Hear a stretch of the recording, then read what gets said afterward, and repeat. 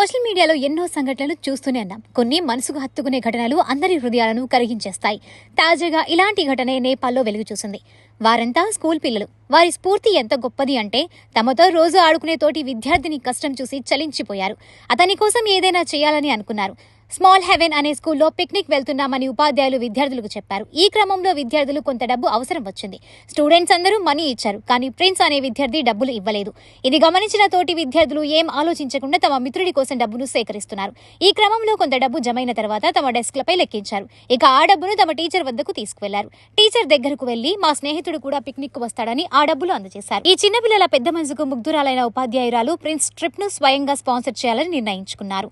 ఈ తరుణంలో పిల్లల డబ్బును వారికి అందజేశారు. ఇది చిన్న మొత్తమే, కానీ వారి ఆలోచన గొప్పది. విద్యార్థులను చూడగానే బాధిత చిన్నారులు ఏడ్చిన తీరు అందరి హృదయాలను కలిచివేసింది.